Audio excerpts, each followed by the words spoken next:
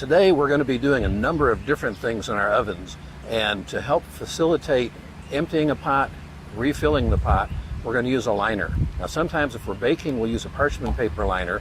We're about to do a pasta bake, and for a pasta bake we're actually going to make a liner out of some heavy-duty aluminum foil.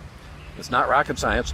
All I'm going to do is make lots of noise with the lid.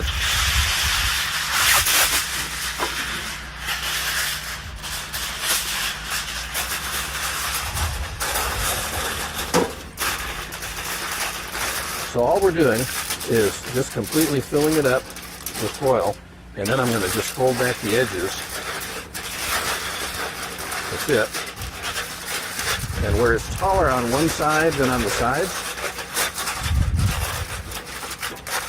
I'm going to come back with another piece of foil right across the center of it, and that'll finish it out for us. What that'll do is both make the pot easier to clean, and if we were to leave the tomato-based sauce in there for an extended period of time, the foil would protect any of the acidic nature of the tomato sauce. It's not really a big problem to cook with tomatoes or other acid-based things as long as you don't leave the food in the pot. But just one more way to make sure we don't do that is with this liner. And that's our tip for today.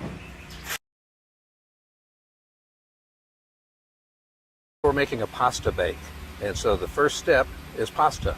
Now, if we're doing this with ground beef or with onions or something that we want to cook up first, we'd actually put our pot over some coals, saute the onions, saute the ground beef, get that ready, then dump the pasta in. Today it's very simple. We're doing pasta and cheese and sauce, some black olives and some pepperoni. So we start off with just filling up, dumping the pasta in. I'll be adding to it a 45-ounce container of tomato sauce or spaghetti sauce, another one of water.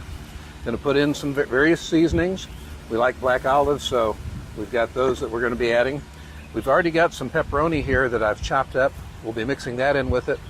And then after we've cooked it to where it's about 80% done, probably in about 30 to 40 minutes at around 350 degrees, then we're going to add in some cheese.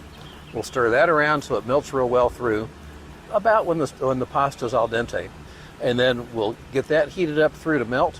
We'll put another layer of cheese on, and we'll finish up with just a melted layer of cheese on the top. We'll come back in just a little bit and show you how we're going. We've got the cheese mixed in, we've got some cheese on top, and we're just about ready to say this is our final answer. So come take a look and see what we're getting ready to serve.